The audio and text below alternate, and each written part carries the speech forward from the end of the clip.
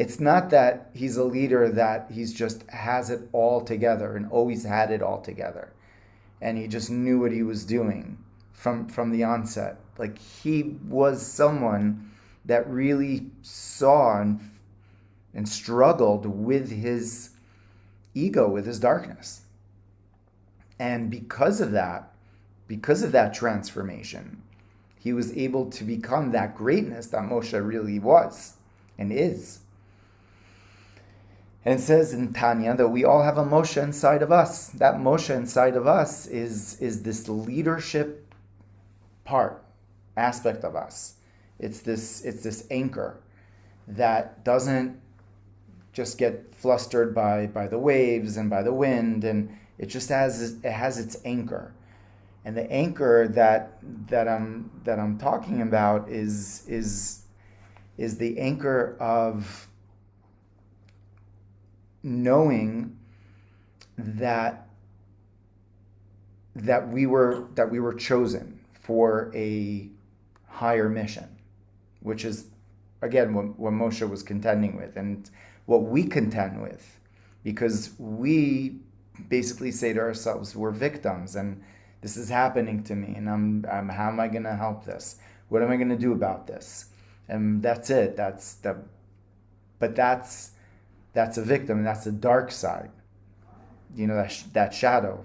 The opposite, the converse side, is the notion that this is an opportunity for something. I don't know exactly what it is and what it's meant for and how it's supposed to be and how it's gonna just manifest itself. But that actual sheer knowing, which goes back to bitachon, right? The actual trust and having that simple faith, which it says about King David says that those that have simple faith, emunah in Hashem, have joy. So if we want to know the recipe for joy, it's simplicity, the simple faith. It's getting like a little out of our heads and being so complicated that having to know and what to do and for it to all be perfect, to just being a little bit dumb, but in a good way. It's not dumb. It's actually so smart. Like my grandfather, he was one of the smartest people that I ever knew. He was a rabbi for 60 years. He used to sit there and nod his head to someone that he just completely did not agree with, and you knew that he was just so many steps ahead, because it's like there's no point in arguing and wasting my energy with a situation that's just it's not gonna go anywhere. So preserving your own energy by maybe looking even a little dumb. It's like, okay, but at least I'm really smart inside because I'm living in a world that doesn't bereft me of my content, which again, content doesn't always mean joy. It doesn't always mean content is like being that ship in the ocean. Sometimes there's high tide, sometimes it's but when it has the anchor, then it just knows even wherever it's going, it's still fluctuating within that anchor of knowing that I'm being held in this wavering, that the wavering is actually adding more to my experience as a ship and as a human, right? In this body. So it's both. It really is both. Like, for us to have a wholeness is to hold both.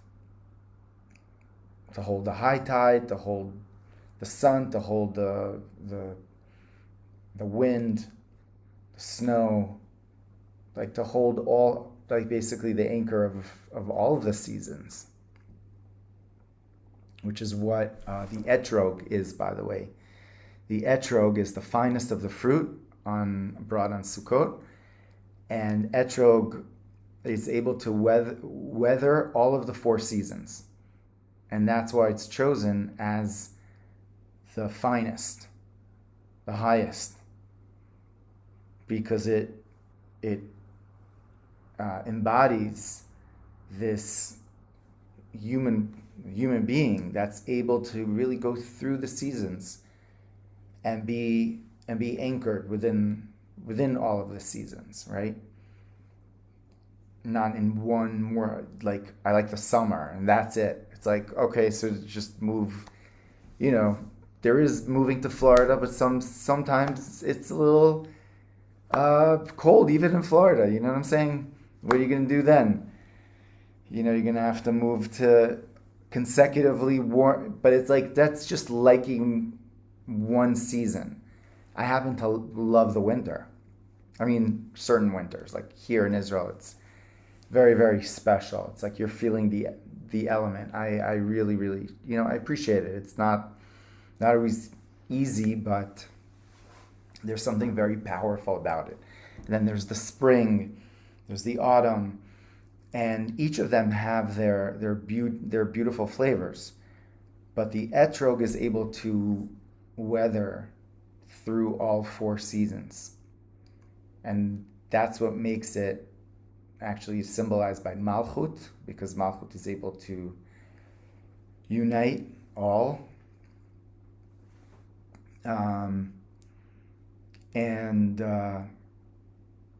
And we're approaching Tu B'Shvat, by the way. So on Tu B'Shvat, really the highest fruit to eat is also the etrog.